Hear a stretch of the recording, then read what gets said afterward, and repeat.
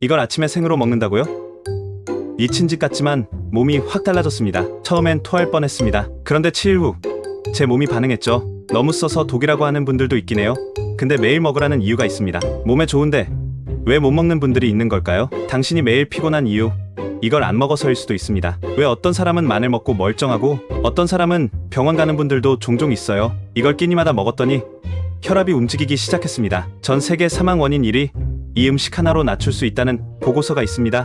오늘의 음식은 바로 마늘입니다. 마늘 하나로 심장병 위험률을 50% 낮췄다는 실험 결과 보신 적 있나요? 마늘은 그냥 향신료? 아니요. 뇌까지 바꾸는 식약입니다. 그냥 음식이 아닙니다. 몸을 지배하는 천연 항생제예요. 조선시대 왕이 매일 먹은 음식, 마늘. 그 이유는 단순하지 않았습니다. 하버드대 연구진이 말한 가장 강력한 면역식품, 바로 마늘 이것입니다. 마늘을 매일 먹으면 내장부터 반응하기 시작합니다. 마늘은 약입니다. 마늘은 단순한 음식이 아니라는 얘기입니다. 자연이 만든 가장 강력한 천연 항생제, 양리 효과가 입증된 100가지 이상의 성분이 들어 있습니다. 특히 주목할 성분은 알리신입니다. 이 성분은 강력한 살균, 항염, 항암 작용을 합니다. 면역력, 혈압, 콜레스테롤에 미치는 효과를 보여줍니다. 마늘의 첫 번째 효능은 면역세포를 활성화시킵니다. NK세포의 활동을 높여 바이러스, 박테리아 제거율이 증가합니다. 혈관 내 염증을 줄여 고혈압과 동맥경화 예방에 효과적입니다. LDL 콜레스테롤은 줄이고 HDL은 증가시킵니다. 마늘이 뇌에 미치는 영향을 알아본 결과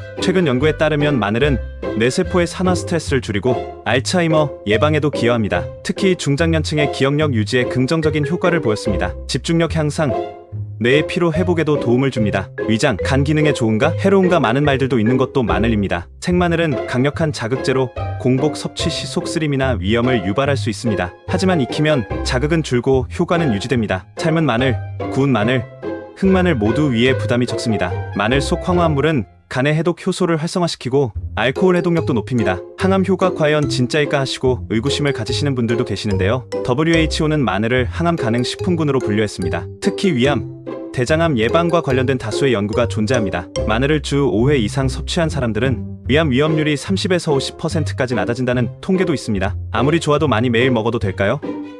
하루 적정량 섭취는 어느 정도일까요? 생마늘 기준 하루 1쪽에서 2쪽 약 46g 이 적당합니다. 구운 마늘은 4쪽에서 6쪽도 괜찮다고 권장합니다. 과도하게 섭취하면 빈속 자극, 소화불량, 체취 증가, 혈액 희석 위험이 있습니다. 혈액응고 억제 성분이 있으므로 와파린 같은 혈액약 복용자는 주의가 필요합니다. 어떻게 먹는 게 가장 효과적일까요? 가장 좋은 방법은 다진 후 10분 이상 방치한 뒤 조리 또는 섭취하는 것. 공기와 접촉하면서 알리신이 활성화되기 때문입니다. 익히는 경우 기름에 볶거나 굽거나 찌는 것이 좋습니다. 마늘청, 흑마늘, 마늘안, 마늘즙 등 가공제품도 흡수율을 높이는 방법 중 하나입니다. 마늘의 놀라운 실험 요약본 결과는요. 하루 6g 섭취한 그룹 LDL, 콜레스테롤 최대 15% 감소, 12주 섭취 후 혈압 수치 평균 10에서 15문 감소, 실험주에게 고용량 마늘 추출물 투여 시 종양 발생률이 유의미하게 낮아졌다는 논문이 있습니다. 마늘은 잘 먹으면 약이 되고 못 먹으면 독이 되는 음식입니다. 매일 조금씩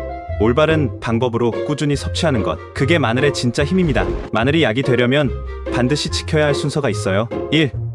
마늘을 다진 후 10분간 그대로 두세요. 마늘의 대표 유효 성분 알리시나알레스는 마늘을 자르거나 다져야 생기고 공기와 접촉하면서 점점 활성화됩니다. 즉, 바로 먹지 말고 10분 기다리는 게 핵심입니다. 다진 후 10분, 알리신 최대 생성, 곧바로 익히면 알리신 생성 전 효과 절반 이하로 떨어집니다. 2.